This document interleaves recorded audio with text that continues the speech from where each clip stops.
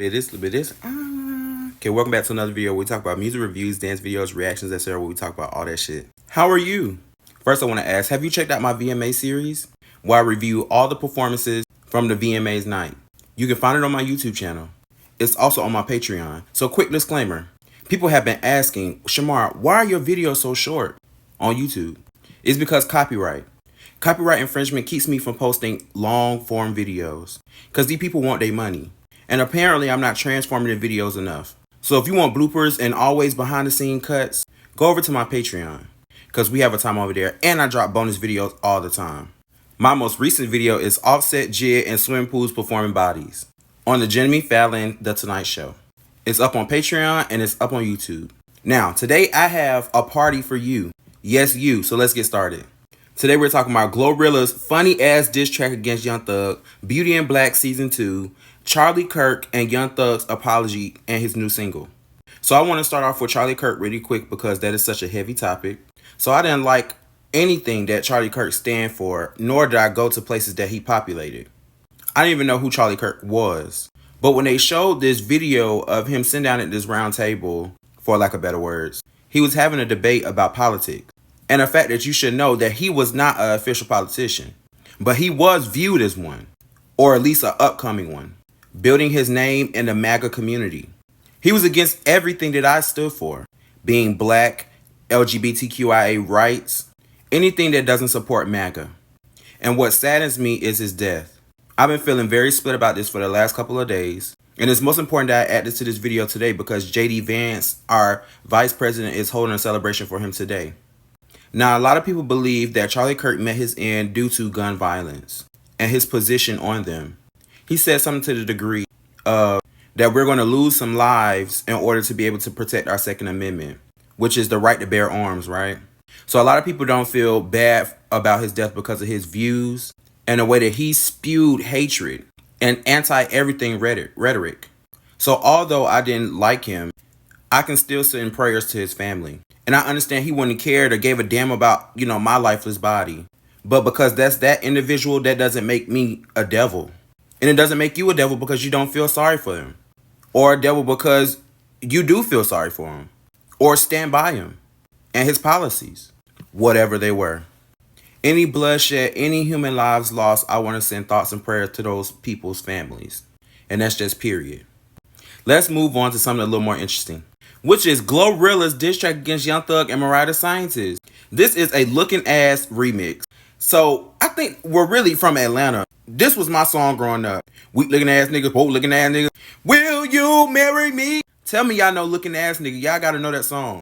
And I'm not talking about Nicki Minaj looking ass nigga, of course. Shamar, what are you talking about? I am talking about Young Thug. Young Thug was recently released from prison, right? And he came out snitching. Apparently worse than Gunna. And give me a second because this is going to turn me into my Young Thug segment. Well, fuck it. Let's start with Young Thug because it's going to go into Glorilla. So Young Thug takes a plea, right? I believe for the RICO, allegedly. I'm not sure. I don't keep up with a lot of these people mess. I just like the music. The music is what keeps me going. So Thug takes a plea. Now, all of a sudden, all these jail calls that he has is getting leaked. Now, all this is alleged. I believe he had a phone call with 21 Savage, Mariah the Scientist, Metro Boomin, and many, many more. To catch you up, basically everybody forgave Thug. Publicly. Let me say again, publicly. I feel like a lot of people still don't mess with him behind the scenes, especially the street gangsters. So I sat down and watched his 3-hour interview that has millions of clips of people just laughing because of whoop-de-doo. So Young Thug says what most people would say, and again I say most, because you do have some hard criminals out there who will stick up for their brothers. And what I have to say about this, to each their own. Because you do some fucked up shit to me, you're going down. But I didn't always live by that policy, to choose my freedom first. And that was what Thug was saying pretty much the whole interview. Well, I feel like he was saying two different things. He was saying, you took your plea, so why are you judging me that I took mine? How you gonna call me a bigger rat when you read it first? But the main thing I took away from that interview was, Thug did not tell. They brought a group of names of people that they collect the information that they already had. And when the attorneys and all, whatever the legal team is, right? When they have all this evidence backed against you, and you know they do, and you had the opportunity to tell the truth or lie, and lie ends you back up in jail, which he was in jail for 3 years. So like he said on multiple times and multiple occasions, and just like in those phone calls, he was thinking like, I'm gonna lose my life. Like I'm at the most low point in my life. And a lot of people don't understand, like when you go to jail, prison, like that's not a life. Like some people enjoy prison, but imagine being a celebrity with millions. I don't want to compare Thug to Diddy, but you seen how hard that Diddy was trying to get out of jail. And the judge kept denying his bail. Plus, Young Thug was like one of the last pivotal moments of this case. So he chose his freedom over jail time, and I can't blame him. Even though I know somewhat of street code, allegedly. I think slowly, especially in my generation, the street cred and street things are really like starting to fall out the window. Street cred is not how it used to be. People is snitching, because you don't know when you might fall off the earth. So choose your freedom now. Now, something that really stuck out to me this whole time, like I said, was this Glorilla phone call. Well, where he was talking about Glorilla to Mariah the Scientist. And a lot of people are surprised by Mariah the Scientist, by her behavior. Because she was on the phone just trying to keep it cute, you know? I feel like they both thought that these phone calls would never be leaked. However, you are on a government phone call. How did you not think these phone calls were going to be recorded? And that's what scares me sometimes about stardom, because nothing that you do can really be always kept a secret.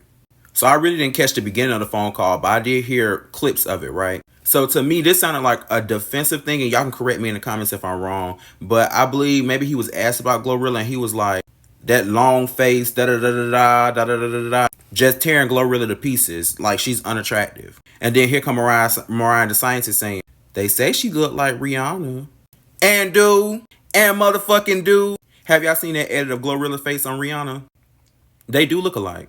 So that catches us up all the way up to Glorilla's diss track, right? She compared him to everything under the sun and then some. She compared him to Miss Netta. She compared him to Bug.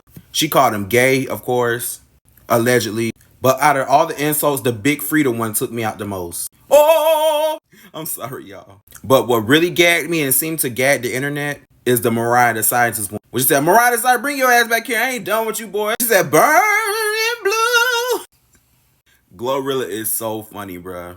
However, I didn't think that we would get that response, especially since Young Thug came out with the apology. It just seems that Young Thug is really in a space of rebuilding his career, like he said in the interview.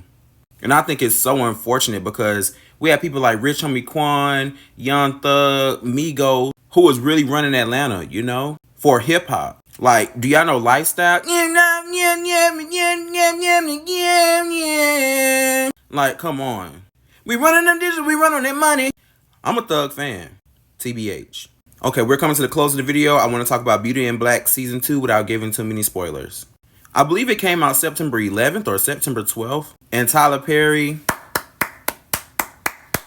I want to say the cliffhangers on each one of these episodes made you want to binge watch it. Like, once you see the cliffhanger, it's like, oh no, I can't get up from my seat. I got to see what happens in the next episode. Fuck it. Spoilers, right? Spoilers! So I'm just going to ask these informal questions, right? Why the fuck did it take Kimmy, Rain, and Sylvie all season to accept this lifestyle? Like, in my opinion, if I had all those things going on with me, I had newfound luxury, of course I would put money to the side like they were saying. But all that panicking and shit and all that, I wouldn't be. And I get it, maybe they're traumatized. But still, I would have faked it until I made it. But Kimmy's transformation to the end of the season is amazing. But we kind of seen it already from the previous season. The fact that Mallory didn't get cracked this whole season is crazy. But I believe Angel will crack her next season, which is going to break my heart. Because Angel is so fun. Roy being peed on was crazy. Horace's character needs an Emmy. Needs an Oscar. Tyler Perry just knows how to pick the best people to play sick characters. And then Sylvie was out there being grown. Also, Jules. Jules is an amazing character. Jules is fire. An excellent selection for a character. So spoilers without too many spoilers, right? What do you think will happen to Kimmy next season? Sylvie, Rain, Angel, Mallory, Roy, Norm, Horace, Alex now. All these characters, I'm so ready to see what's going on. But we can't end this video without talking about Dagger. T.S. Madison's character. Rain finally meets Dagger for blowing up her butt. And they have this epic scene, y'all. Y'all have to check it out. Alright, Shimtastic again, we have come to the end of the video. I hope you like this video. Hope we can talk about some things that were relevant in what's going on in the world today. Make sure to like, follow, subscribe. Do all those internet things so we can have a chat. And remember, I create videos every Monday, Wednesday, and Friday because there's something always to talk about. See ya.